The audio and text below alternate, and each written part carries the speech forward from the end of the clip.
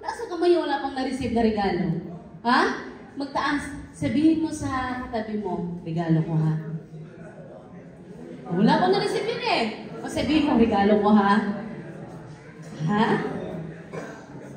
Amen. So, yan. A Christmas gift from God. Meron ibibigay na rin. Wala man tayo natatanggap na material na regalo. Pero meron ibibigay na regalo ang ating Panginoon. Ang ating Diyos. Amen? Now, bago tayo mag-proceed doon, bakit nga ba sa tuwing Pasko, why do we give gifts on Christmas? Bakit nga ba? Ano sa palagay nyo? Bakit tayo nagbibigay ng regalo? Sa tuwing Christmas, mga excited kang magbigay. From January hanggang 11, ha? Hindi ka nagbibigay, pero pag December, nagbibigay ka. Ha? Ang hindi, nagbibigay ka ng regalo pag December. Bakit kaya? Bakit parang ang sarap magbigay ng regalo sa tuwing Pasko? Ha? Ano? Diba? Ang sarap ng feeling. Grabe kapag na-receive mo na yung 30th month mo, na-receive mo na yung bonus mo sa mga nagtatrabaho, ano? Yung may mga estudyante dyan na may mga allowance. Kapag na-receive na natin yung mga pera na yun, parang, ito, lalaan ko to sa inaanak ko, lalaan ko to sa inyo. Pero from January hanggang November, parang ang hirap magbigay. Ha? Pero pag sa tuwing Pasko, pag Christmas, parang ang sarap magbigay nga naman, ano? Ha? Ang sarap. Parang may naiinitan. Medyo mainit-init nga ang ating ngayon. Salamat sa presensya ng ating Panginoon. Baka pwede nating medyo babaan, no, yung natin. Ayan. So, nainitan ba? Ha? Mainit ba? O malamig? Malamig. Hindi dahil samahan ng malalamig ang Pasko, kundi, ha? Malamig dahil naka-aircon tayo. Amen? Why do we give gifts on Christmas? Bakit kaya sa tuwing Pasko, may nagbibigayan ng gifts? Mayroong exchange gift. Tama? May party-party. Kanina lang sa school, no? Christmas party ng mga bata. Ano ba? Nagiging generous ang mga tao sa tuwing Pasko. Ha? Nagiging generous tayo. Napakadali na lang ang magbigay tuwing Pasko. Ayan. Bakit? Dahil, ha? The tradition of giving gifts at Christmas is primarily rooted in the Christian story of the three wise men. Hindi po yan si Tito Vic and Joey, ha? 3 wise men, who presented gifts of gold, frankincense, and myrrh to the baby Jesus Christ. Kaya parang naging tradisyon na rin natin na parang sarap magbigay ng regalo. Amen? Dahil meron palang 3 katao, ha? Ang nagdala ng regalo para sa ating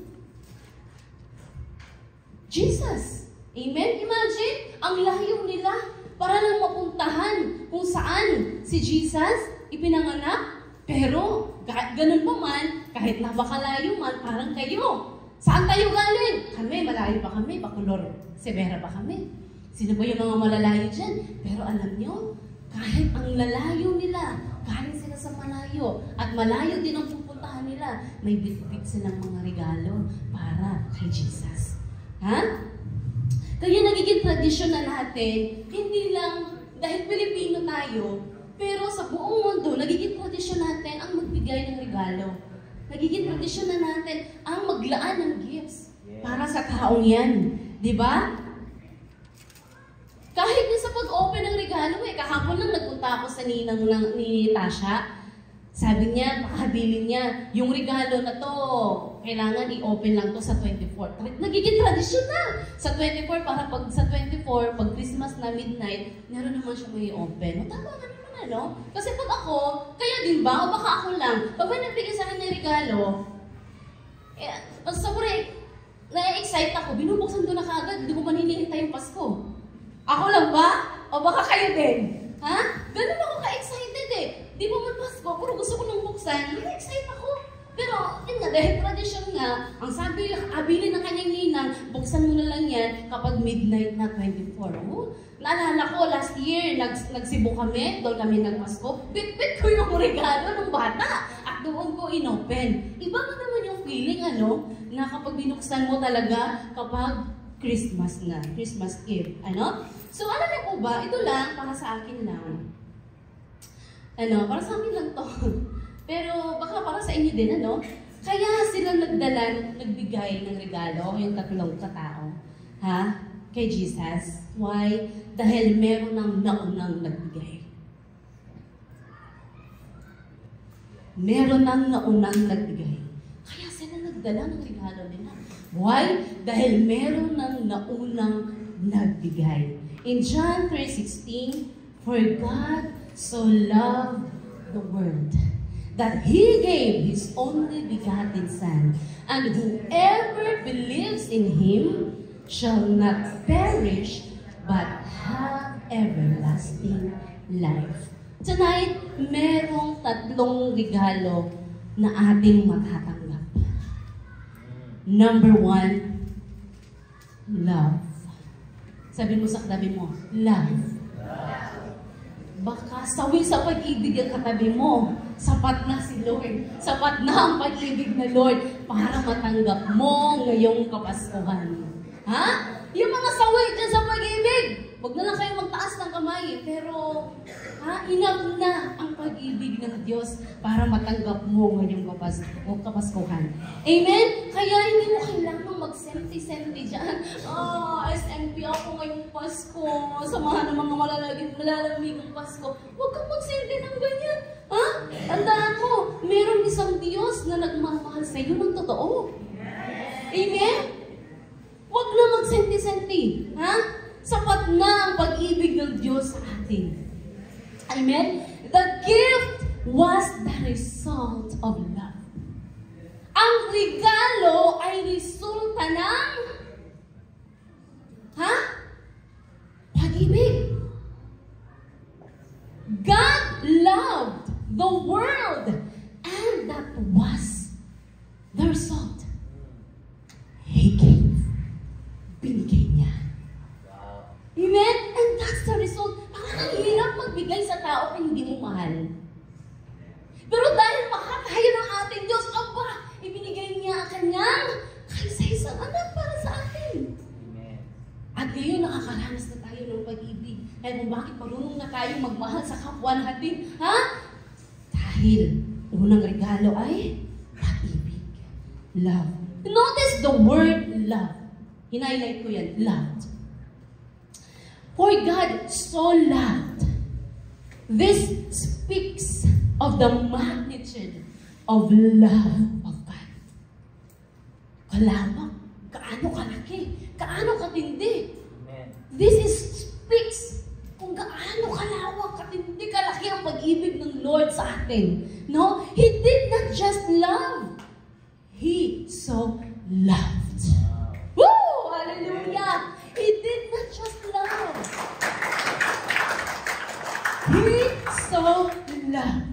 He so loved that He gave. Not force. Nung magbinigay ng Diyos sa kanyang kaisa-isang anak, napilitan ba siya? Ha? May agam-agam ba siya? Wala! Not force. Not reluctantly. He so loved and so He gave. Grabe, no? Grabe ang pag-ibig ng Lord. He is talking about God's love for sinners. For sinners. The undeserving. Yung hindi karapat-dapat. Even enemies. Woo! Kano nalaman yung pag-ibig ng Lord sa atin? Amen? Hindi naghahanap si Lord ng good people. Yung mababait. Mababait, sabi nga ng pastor natin. Hindi naghahanap si Lord ng mga mababait na tao. Ang hanap niya ay yung mga taong hindi karapat-dapat, pero nagiging karapat-dapat dahil sa pag-ibig ng ating Panginoon. Dahil sa pag-ibig ng ating Diyos. Amen? Hallelujah! Yung katabi mo, hindi karapat-dapat yan. Undeserving yan. Pero nagiging karapat-dapat yan sa mata ng Panginoon dahil sa pag-ibig ng ating Diyos. Hallelujah. Hindi ba kayo masaya? Palalungkot nyo. Ha? Ha? Ang sarap. Malaman ako eh. Grabe, hindi ako undeserved. Hindi ako karapat-dapat. Pero grabe, nagiging karapat-dapat ako sa mata ng ating Panginoon. Amen? Hallelujah. Pangalawa, Jesus. Pangalawang regalo, si Jesus. His only beloved Son. Because of the great love of God for the undeserving people, He gave the glorious gift, His one-of-a-kind Son. Sino dito yung kaya mo isakripisyo yung nag-iisang anak mo? Pinagpipray mo kay Lord yan. Lord, hanggang mo na pinagpipray tong anak na to. Ha? Wala makakagawa dyan. Only God. The glorious gift. Kaya kung bakit meron tayong salvation ngayon? Because of Jesus. Amen? Hindi ba totoo na masyado lang tayong nakafocus sa mga pagpapala na natatanggap natin? Masyado tayong nakafocus kapag Christmas, party dito, party doon. Masyado tayong nakafocus sa mga binibili natin, sa mga irinigalo natin. But well, hindi naman masama yun eh. Tama? Hindi masama yun. Hindi naman mali yun eh. Walang mali doon. Kasi kahit ako, kung bibigyan niya ako ng regalo, tatanggapin ko. Walang mali doon. Amen? Bigyan niya ako regalo, tatanggapin ko. Walang mali doon. Alam niyo po natin, paano nagiging mali? Ha? Yung masyado tayo nakafocus sa pag-prepare natin sa darating na Pasko, pero walang meaning. Hindi si Lord ang nagiging rason kung bakit tayo nagse-celebrate. Ha? Masyado tayong nakafocus sa kalimutan na natin. Ay, yung true meaning pala ng Christmas is about Jesus. Na nagkaroon ng Savior dahil meron tayong Jesus ngayon. Kanina sa party ng mga bata, bago nag-start yung party, lahat po talagang pinatawag doon sa may labas. And then nagsalita yung principal, sabi niya, the true essence of Christmas is not about the party. It's not about the gift, but it's all about Jesus. Amen? It's all about Jesus. It's all about Him. Amen? Ano pa? Hindi rin si Santa ang rason, Santa Claus, ang bida-bida sa Pasko. Kaya kung may mga anak tayo na nakikita nila sa palabas, no, sa YouTube or whatsoever, na nagiging, excited na ako sa Pasko dahil si Santa Claus ang bibigyan ni regalo sa akin. I-correct nyo yan dahil hindi si Santa Claus ang bida. Si Jesus. Amen? Si Jesus, siya ang regalo sa atin ng ating Diyos. Amen ba? Naalala ko nung kabataan ko pa, ako din po excited na magpasko dahil si mama ko kasi, siguro biro-biro lang sabi niya, lang maglagay ka ng medyas sa may, kayo din ba? Maglagay ng medyas, na prank, din kayo noon, maglagay ng medyas sa may pintuan. Kinabukasan, pagkagising mo, may ilalagay si Santa Claus na regalo dyan sa medyas. Alam niyo, paniwala din naman ako that time, no? Pero, habang nakikilala natin si Lord, nagkakaroon tayo ng relasyon sa Panginoon, parang nagiging mali na na dapat si Jesus ang rason kung bakit tayo nagse-celebrate sa tuwing Pasko. Amen? Jesus is the reason for the season. Amen? At pangatlo, salvation. Pangatlong regalo, salvation. Sabi mo sa tabi mo, salvation. God designed salvation as a gift and not by works. As a gift and not by works. Sa Efeso 2 verse 9, hindi ito nakasalalay sa mabubuti niyong gawa para walang maipagmamalaki ang sinuman. Ulit, hindi ito nakasalalay sa mabubuti niyong gawa para walang ipagmamalaki ang sinuman. Kaya dinisenyo ng Lord ang kaligtasan as a gift, as a regalo na libre, para wala tayong ipagmamalaki sa harapan ng ating Panginoon. Lahat tayo haharap sa Diyos pagdating ng araw. Lahat tayo mamamatay. At sabihin mo, ayoko mo nang mamatay, gusto mo mabuhay. Hindi. Hindi ko may-ari ng buhay mo. Si Jesus. Si Jesus ang nakakaalam mo hanggang kailan yan na lang mabubuhay. Amen? Lahat tayo haharap sa Diyos pagdating ng araw.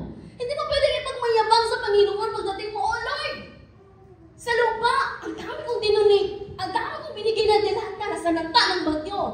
Lord, nagpaparty ako sa buong subdivision namin, Panginoon. Pwede ako sabihin sa Panginoon yan? Pwede ba ipagmalaki kay Lord yan? Hindi. Oh Lord, dapat ako, Panginoon.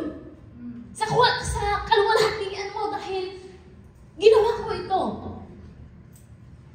Hindi mo pwedeng ipagmalaki sa Panginoon yan. Kaya nga ang kaligtasan ay ginawa na lang na libre eh.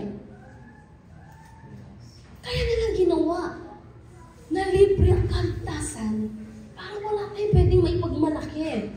Ha? Nag-donate ako, Panginoon.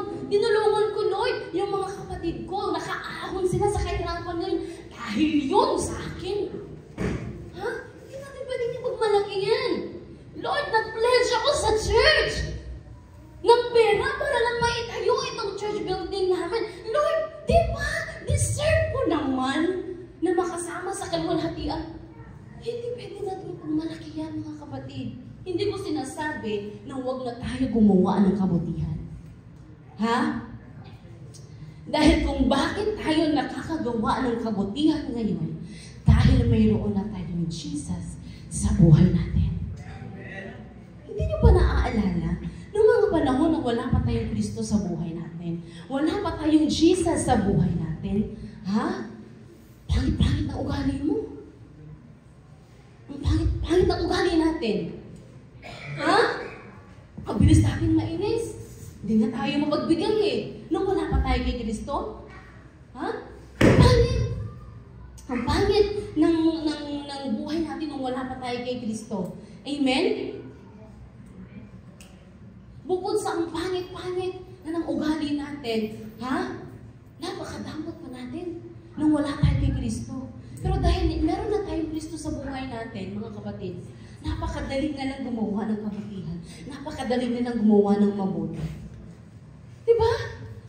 Ang bilis mong maawa sa kapwa natin members. Ang bilis mong maawa din sa mga kabataan na yan. Grabe! Bakit? Dahil may Lord ka na sa buhay mo. May Jesus ka sa buhay mo. Amen?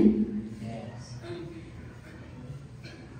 Napakadali na lang para sa atin ang isakripisyo. Ha? Yung dapat pang kape, pero sinacrifice na lang natin. Isasacrifice na lang para lang makatulong sa church. Di ba? Napakadali na lang na pang burger mo na lang sana. Hindi, ikunin ko to, pamasahin namin to, papunta ng church. Papamasahin namin to sa invite ko. Di ba? Napakadali na lang natin gumawa ng kabutihan. Pero kung maalala nyo, nung panahon na wala tayong Jesus sa buhay natin, hindi natin nagagawa yan. Ang damot-damot natin. Ha? Ang sama-sama ng mga ugali natin. Pero dahil may Jesus tayo sa buhay natin. Diba? Ang bilis na lang yung kabutihan sa ating puso. Just like Abraham, nung sinabi ni Jesus na, Abraham, i-offer mo sa akin yung kaisang-isang anak mo. Sinakripisyo ni Abraham. Marami tayong mga sinakripisyo ngayon.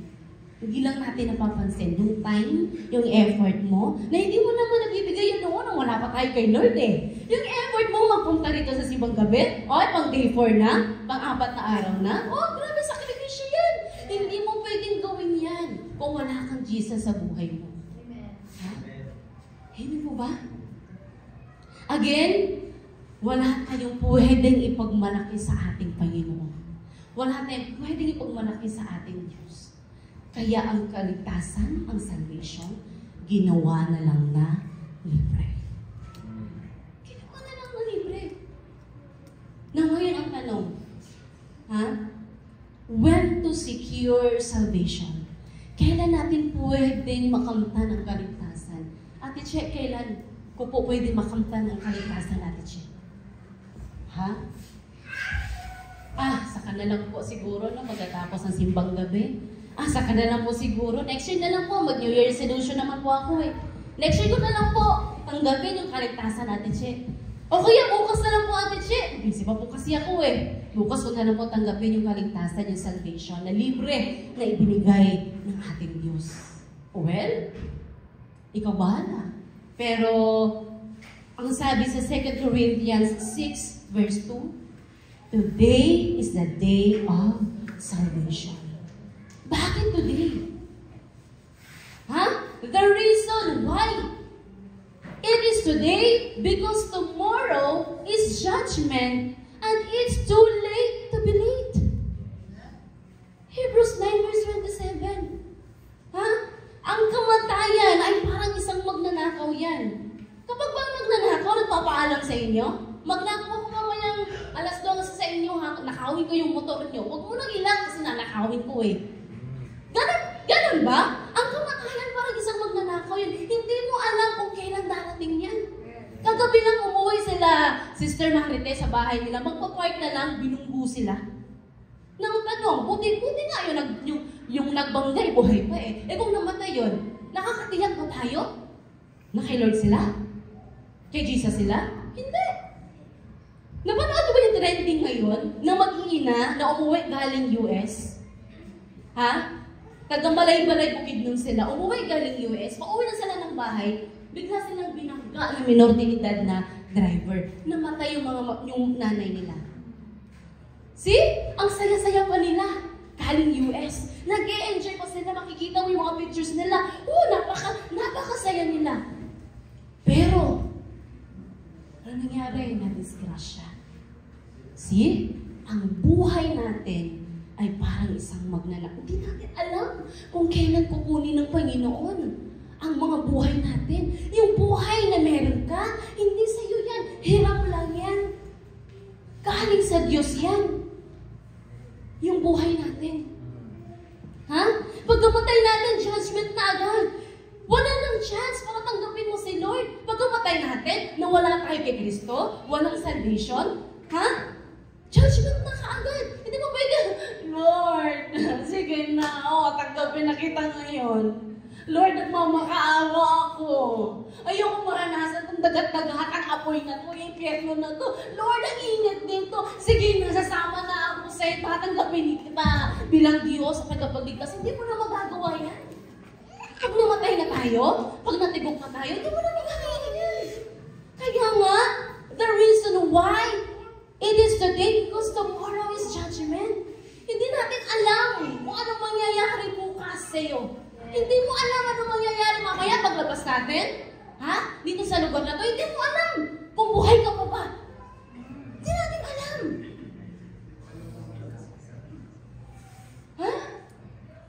Hindi natin alam. Pero, kapatid, hindi pa huli ang lahat. Hindi pa huli ang lahat. Then, who is qualified para sa salvation na yan? Yes, may qualification tayo. Hello? May qualification pa na Ate Shen. Who is qualified? In John 3:16. Next. John 3:16. Whoever believes.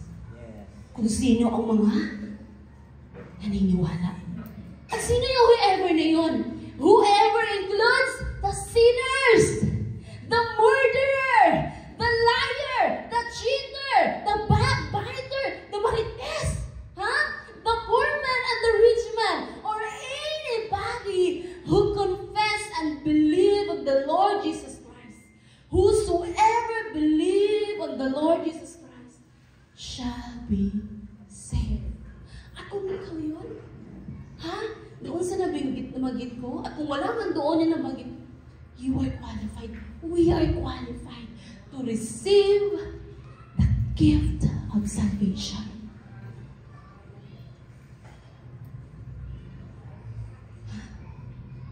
Tanong, paano po? How to be saved? Paano po, Ate Che? Gusto ko nang tanggapin si Jesus as my Lord and personal Savior. Tonight, pwede ba tayo tumayo lahat? How to be saved? Paano nga ba? Now, the gift of Christmas is free, but it's not cheap.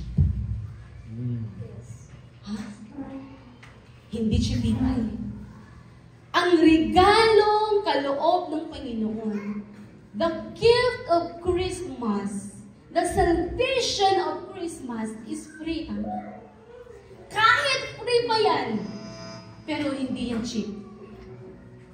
It costs God the death of His one and only Son. Salvation is available to anyone and everyone who wants it. Available po ang salvation. Available po ang kaligtasan. Yes, anytime pwede mong tanggapin. Mamaya pwede mong tanggapin ang kaligtasan. It's available anytime. Kung gusto natin. Kung gusto. Amen. God's gift of salvation doesn't become ours. Yung kaligtasan, hindi mapapasa atin yan until we accept it. Yung salvation, andyan lang yan eh. Pero hindi natin makakamtan yan. Hindi natin marireceive yan hanggat hindi mo tatanggapin. Yes. May narinig ba kayo? Ang kaligtasan, ang salvation, nandyan lang, libre pa. Hindi natin matatanggap yan hanggat walang tatanggap, hanggat hindi mo tatanggapin. Libre na, oh. Juicy ka pa ba? Tanggapin natin. Amen? And tonight, would you like to receive the gift of salvation? Would you like to receive the gift of salvation? Huh? Yung handa ng tumanggap ng regalong kaloob ng Panginoon. Kung okay lang sa iyo, pwede ba natin itaas ang ating mga kamay?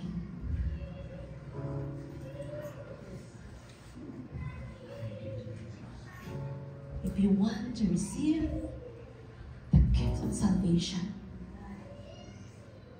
pwede ba tayong sumunod sa aking panalangin? You repeat after me. Lord Jesus, I admit I am a sinner. Please forgive me. I believe that you died and rose again for my sins. I confess that Jesus is Lord and Savior of my life. And I will follow you all the days of my life. Hallelujah. Kapatid, hindi aksidente na nandito ka. Hindi aksidente na kung bakit may nag-invite sa inyo. Dahil mayroong purpose sa Lord. Ang makilala ka niya. Ang pagkaroon tayo ng relasyon sa ating Panginoon. Amen? Ang sabi sa John 1 verse 12, ngunit ang lahat ng tumanggap, tinanggap pa natin si Lord. Lahat ang sumumpalataya sa Kanya ay binibigyan niya ng karapatan na maging anak ng Diyos. Wow! Hallelujah! Sabihin mo sa kapatid mo, congratulations! Woo! Anak tayo ng ating Diyos. Amen? Hallelujah! Come on, let's pray. Lord, we glorify your name. Salamat, Panginoon, sa salita mo na aming narinig sa gabing ito. Lord, salamat sa tatlong regalo, Panginoon, na iyong ipinagkaloob sa amin. Ang regalong pagmamahal, pag-ibig, regalo na si Jesus ay siya ang rason kung bakit kami nagse-celebrate, at regalong kaloob mo na kaligtasan para sa amin. Ito ay libre. Lord, salamat at ginawa mo itong libre. Lord, thank you for dying on the cross for our sins. Salamat dahil kahit alam namin na hindi kami karapat-dapat sa iyong harapan. Pero Lord, nagiging karapat-dapat kami dahil sa pag-ibig mo. Salamat at niyakap mo, Diyos, ang aming karumihan. Niyakap mo, Panginoon, ang mga kamalian namin, ang mga kasalanan namin. Salamat, Lord. Dahil alam namin, Panginoon, na kung wala ka, ay wala rin kami, O Diyos. Lord, salamat sa iyong pag-ibig. Salamat sa iyong libreng kaloob na regalo, O Diyos, na ngayon ay amin ang nakamtan at aming itong isi-share, Panginoon, sa aming mga mahal sa buhay. Lord, maraming salamat. And we glorify your name. We magnify your name. In Jesus' name we pray. Amen.